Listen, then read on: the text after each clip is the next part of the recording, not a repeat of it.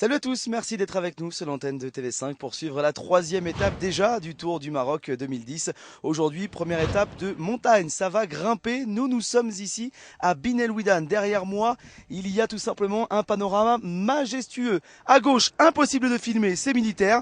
Mais ici, en revanche, c'est tout simplement magnifique. Les coureurs, eux, n'auront pas forcément l'occasion de voir tout ce qu'il s'y passe puisqu'ils passeront juste derrière à Beni Mellal pour l'ouverture de cette troisième étape.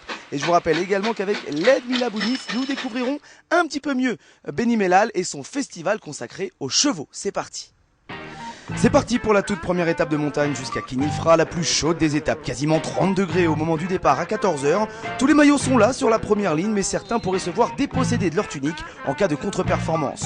Petit rappel, hier Radoslav Rodina s'est imposé à Beni Mellal devant Georgiev et McLeod. Au général, Dean Pogornik est toujours en jaune devant Alexander Filipov.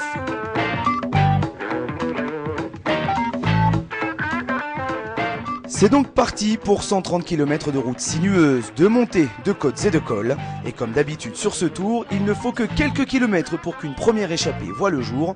3 coureurs sortent du lot.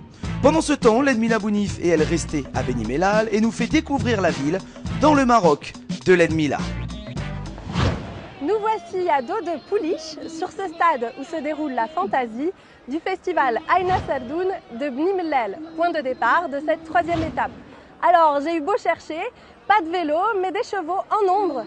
Quoi de plus normal pour ce coin du Maroc où se perpétue la tradition cavalière. Accompagnée par les chants folkloriques, je vous propose une escapade culturelle et artistique, immersion totale dans la tradition berbère au pied des massifs montagneux du Moyen Atlas. L'histoire commence au pied d'une source encore inexistante. Un paysan marocain et son mulet, tous les deux sur les hauteurs de Beni Mellal, cherchent de l'eau pour faire boire l'animal. Ce sera l'Oued El Abid. Mais le paysan voit s'échapper le seau contenant l'eau, laissant s'écouler un filet jusqu'en ville. Aïn Serdoun, l'œil du mulet est né. Et aujourd'hui, elle permet de faire vivre toute une population. Il n'est donc pas étonnant de voir le premier festival multiculturel de la province porter son nom. La fantaisie et ses chevaux de race barbe y ouvrent le bal. Sous les cris de la foule animée, nous pénétrons dans cette carrière où près d'1 millier de cavaliers arborent fièrement leur monture. Les équipes de la région de Tedla Azilal, invitées à participer au sport local, se succèdent sur la ligne de départ et lancent leurs chevaux jusqu'au coup de feu final. Les plus rapides et synchrones en sortent victorieux. Le grondement des canons est assourdissant et fait sursauter les plus aguerris. Même le caméraman s'est laissé surprendre. Enfin, après avoir mis le pied à l'étrier, avec grand plaisir, on s'oublie, enveloppé dans les verts paysages de Beni Mellal, où la source, elle, coule toujours. De retour sur les routes du Tour avec une échappée qui va compter jusqu'à 2 minutes 40 d'avance après la mi-course sur le peloton. 3 hommes se distinguent, Ayoun, Raili les Marocains et un japonais Nakajima. Les relais fonctionnent, l'entente est parfaite, l'écart se creuse.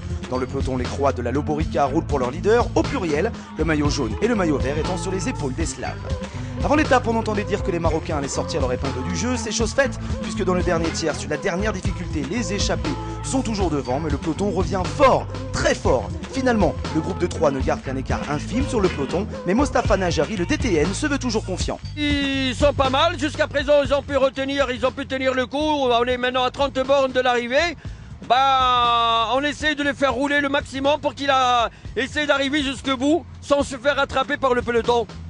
Après 125 km d'efforts, un premier Marocain se voit distancé, ils ne sont donc plus que 2. D'ailleurs, le Japonais, après avoir été lui aussi distancé, revient sur l'homme de tête, mais l'histoire est loin d'être finie.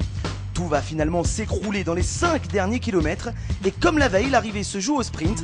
À 300 mètres de la ligne, les leaders s'installent aux premières places, mais le plus fort, c'est Aldo Ino Ilezic qui franchit la ligne devant Boris Chipilevski. Depuis 3 jours, les coureurs de l'Est trustent les premières places, mais un Marocain monte quand même sur le podium, Mouchine Raili, avec le maillot à pois. La troisième étape entre Beni Mellal et Khénifra est terminée. La plus belle étape que l'on ait vue jusqu'à présent sur ce tour, 130 km. Mais quel 130 km!